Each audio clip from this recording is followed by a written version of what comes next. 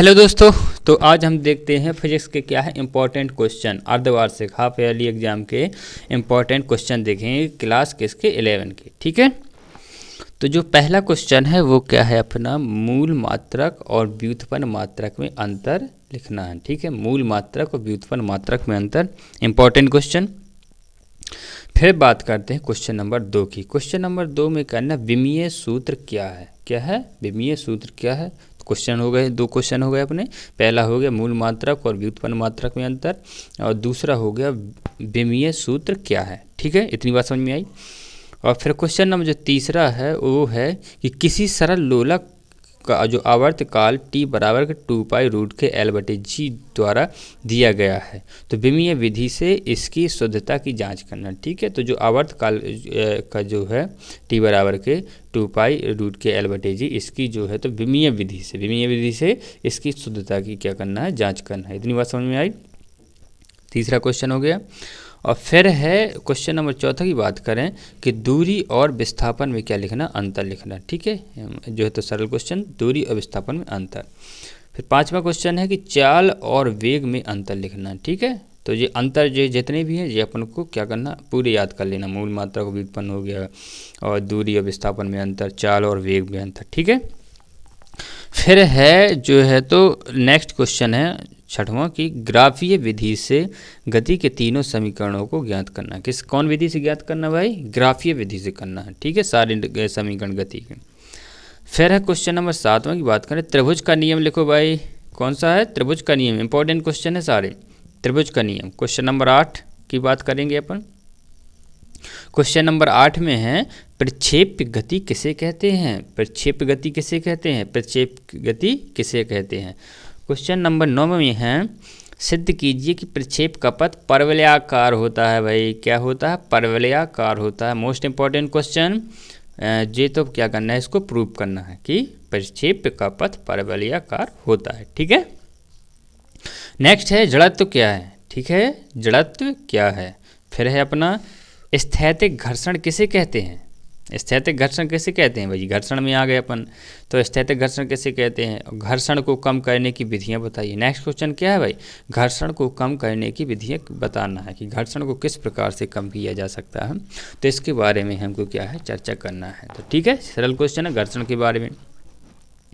फिर है next question है क्या कह रहा है, कार्य की परिभाषा व मात्रक और विमा जो लिखना है। कार्य जो लिखना है उसकी क्या है, उसकी परिभाषा देना है, उसका मात्रक लिखना है, और उसकी जो विमा है उसको लिख लेना है। ठीक है, तो सब याद कर लेंगे। ठीक है, और अधिकतर सभी के विमीय सूत्र याद कर लेंगे। ऑब्जेक्टिव की दृष्टि से बहुत इंपॉर्टेंट है। ठीक है, जो इंपॉर्टेंट चीज़ें हैं, कार्य, बल, इनके सभी के क्या करना है, विमीय सूत्र भी याद कर लेना है। ठीक है, और विमीय सूत्र तो बन जाते होंगे ना सभी से।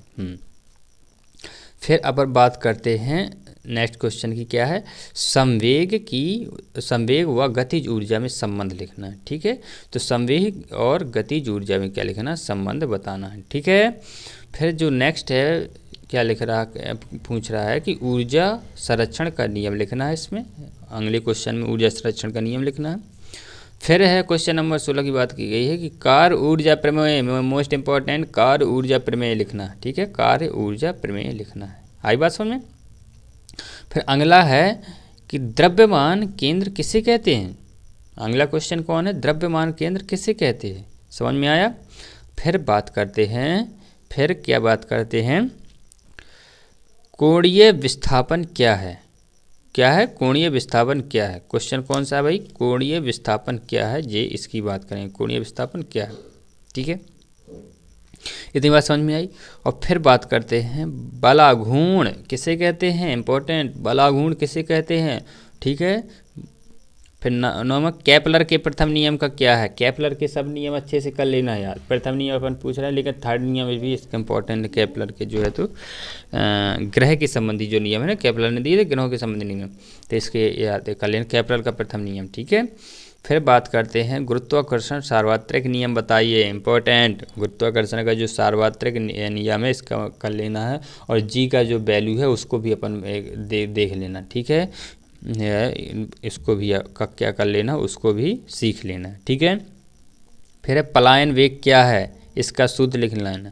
पलायन वेग क्या है इसका सूत्र लिख लेना। और ऊर्जा हो तो इसका व्यंजक भी आता है, तो व्यंजक भी देख लेना इसको, ठीक है। और ये ऑब्जेक्टिव की दृष्टि से पृथ्वी का पलायन वेग और चंद्रमा का पलायन वेग इनका याद कर लेना है, ठीक है। इतनी बात समझ में आई, ठीक है। तो ये हैं हाफ ईयरली एग्जाम के जो फिजिक्स के हैं, ये तो इम्पोर्टेंट क्वेश्चन है ये सारे, तो इनको क्या कर लेना, इनको करके बिल्कुल एग्जाम में जाना ही है, ठीक है। तो अब हम और सब्जेक्ट के जो है तो आपके इम्पोर्टेंट क्वेश्चन अगर प्राप्त करना हो तो चैनल को सब्सक्राइब और वीडियो को लाइक और बेल आइकन को जरूर दबा लेना कि जैसे ही वीडियो आए और तुरंत बिल्कुल आपको पता चल जाए, ठीक है। तो मिलते हैं नेक्स्ट वीडियो में, जब तक के लिए जय हिंद। और हाँ, एक बात तो भूल ही रहे हैं, अगर इससे जो पेपर है इसका अगर जो अभी हमने क्वेश्चन बताए हैं इन सभी के अगर सॉल्यूशन चाहिए हो विथ जो है तो विस्तार से संक्षेप में जैसे भी, तो कमेंट करके ज़रूर बताना, तो हम उसकी दूसरी वीडियो में सारे सॉल्यूशन इनके सारे जितने भी क्वेश्चन हैं इनके पूरे सॉल्यूशन क्या कर देंगे, आपको दे दिए जाएंगे, ठीक है। उसको वीडियो बनाकर सारे सॉल्यूशन दे दिए जाएंगे, ठीक है। समझ में आया? तो अब नेक्स्ट वीडियो में अपन मिलते हैं।